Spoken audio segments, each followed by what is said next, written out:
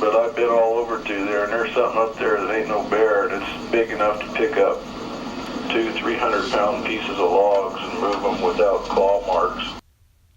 Alright guys, I am back, and no, I'm sorry, I did not buy the other car.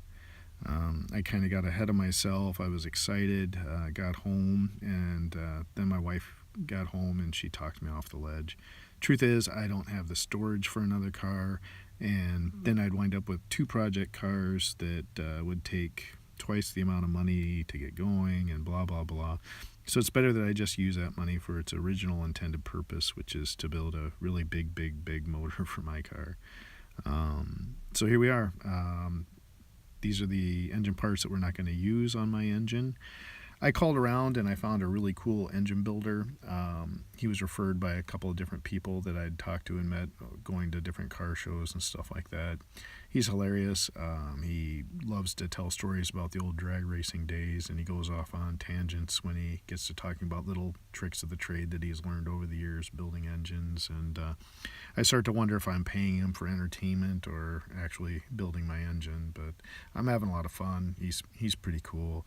He's got good references, and in fact, he's got a 511 stroker in his Duster pump gas motor that makes 687 horsepower. So, and I've seen some of his other work too. So, and we are going to take my engine to the dyno when it's built, but that's more just going to be for tuning. I'm not a numbers worshiper, but I am hoping for respectable power. Now, I always knew I was never going to use this oil pan. It's a bread pan racing style. It's a Milodon. He spent a lot of money on it, but I want to use my K-member, and I'm not going to need the external oiling setup that he had, so we're going to go with an internal oiling system. So these parts are going to be listed. These are the 440 Source Stealth heads.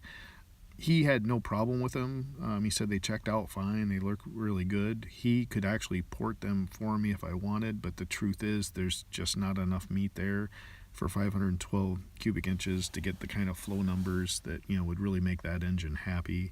I'd wind up spending enough money porting these that I would have wished that I went with better heads that had more future potential in the long run. So I'm going to put these on Craigslist. I'm not going to give them away.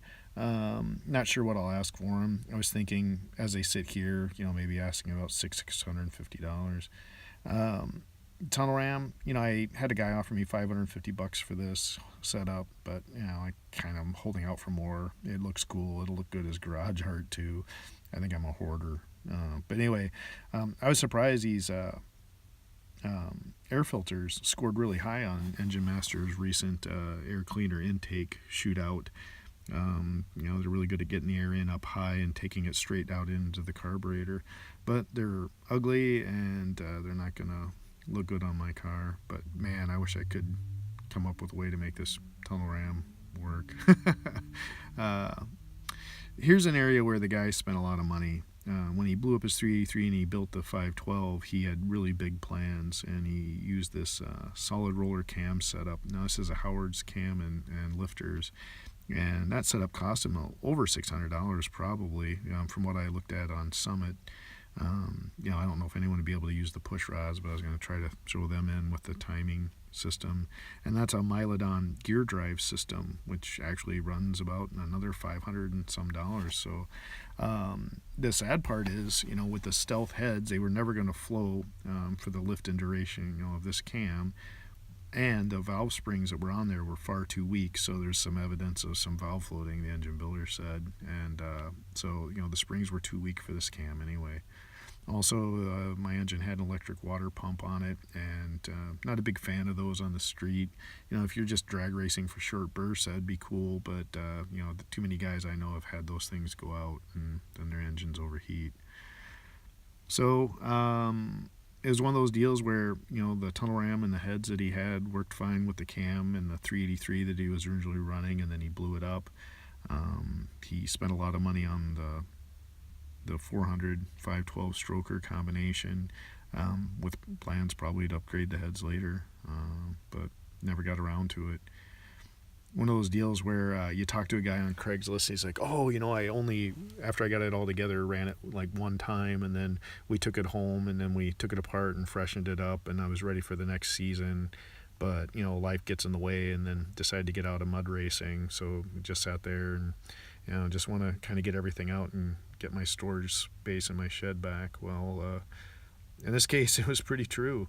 When the engine guy got the short block apart, he had to laugh. He said, "This engine's not done any real work during its lifetime." He said he cleaned the pistons off by wiping them off with his thumb, and I'm going to show you some pictures of those here in a little bit. The big question is, did I lose money? Did I make money? Did I just go sideways by buying a used engine off of Craigslist? I think I got extremely lucky. This could have definitely gone bad, especially if the engine block had a crack in it or something like that. But, you know, by the time you buy a block, you know, you're looking at $400 to $800. Then you got to have it sonic checked, magnafluxed. You got to, you know, have it cleaned. Then you got to have all the deck surfaces squared and the cylinder, you know, well, line honed, and then, you know, the cylinders, make sure they're true and round and everything. Well, when he checked my block, it was everything there was top-notch quality machine work. And then the stroker kit, you know, that was brand new. That alone's around $2,000.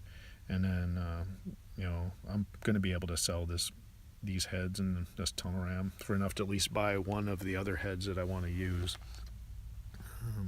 But then I've got these to use on another engine if I want. But, you know, which route do you want to go? I guess I got lucky and pretty much breaking even where I'm at for what I paid for the engine. And, you know, it's fun.